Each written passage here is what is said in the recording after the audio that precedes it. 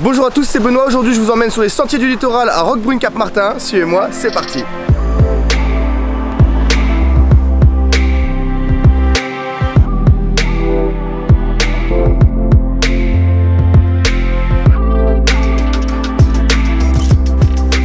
Alors moi je commence ma balade au niveau du Monte Carlo Bay, mais vous pouvez aussi commencer donc au départ de la gare de Roquebrune-Cap-Martin et rejoindre la mer en quelques minutes. Me voici sur le début du sentier, donc en fait vous passez le Monte Carlo Beach et ensuite vous allez voir sur votre gauche, c'est assez bien indiqué, il y a des petits panneaux.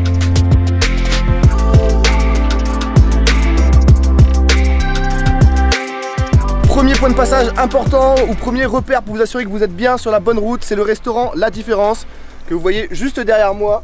Donc avec une superbe terrasse, je suis jamais venu manger ici, mais je pense que rien que pour la terrasse, ça vaut le coup.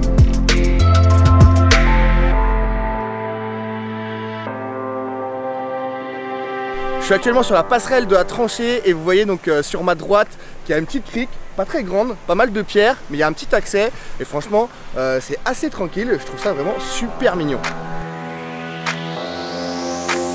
Nouveau point de passage, c'est la plage du Rocher que vous voyez sur ma droite et plus loin vous pouvez aussi voir la plage du Golfe Bleu. Et petite particularité de cette plage, c'est que c'est aussi une piste d'atterrissage pour les parapentes, donc parfois vous pouvez avoir l'occasion de voir des parapentes atterrir sur la plage. C'est plutôt surprenant et très joli à voir. Là les amis, l'objectif ça va être d'aller jusque là-bas avant le coucher du soleil pour pouvoir profiter justement d'un coucher de soleil au Cap Martin. Donc me voici devant la gare de Roquebrune-Cap-Martin et c'est là que ça devient intéressant puisque derrière moi vous avez le hangar Cap Moderne, donc un lieu qui appartient au Conservatoire du Littoral et qui vous permet notamment de visiter la célèbre villa d'Hélène Gray ou encore le cabanon du célèbre architecte Le Corbusier. Deux lieux que vous allez pouvoir voir sur le sentier du littoral. Suivez-moi, c'est parti.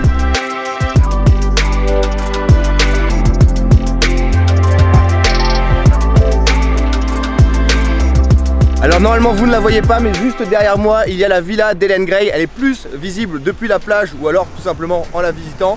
Pour ceux qui ne connaissent pas Hélène Gray, il faut savoir que c'est une célèbre architecte irlandaise qui était vraiment avant-gardiste dans son style à l'époque. Et juste à côté, vous avez la cabane de Le Corbusier, autre architecte très célèbre. Et il faut savoir qu'il est enterré à Roquebrune depuis 1965 et que ce sentier porte son nom. Petite anecdote à connaître, il faut savoir que ce cabanon est construit à l'ombre d'un caroubier, l'arbre national de Monaco. Et oui.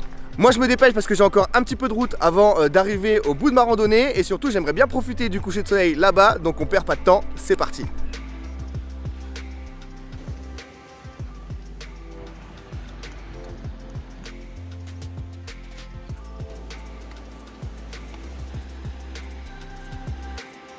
Les amis, j'arrive au niveau de Cap-Martin, donc c'est l'un des endroits du littoral où vous pouvez voir parmi les plus belles villas, des villas qui datent du 19e siècle ou de la Belle Époque.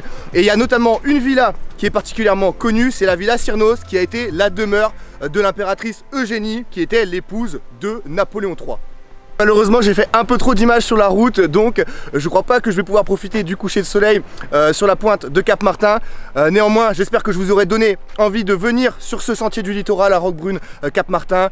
N'hésitez pas à prendre le temps, venir tout un après-midi, profiter de ce sentier pour pouvoir surtout vous arrêter sur la route et profiter de cette magnifique vue, de ce magnifique panorama. Donc moi je vous dis à très bientôt sur ce sentier, pourquoi pas, et surtout sur Monaco Tribune. À très bientôt, ciao tout le monde.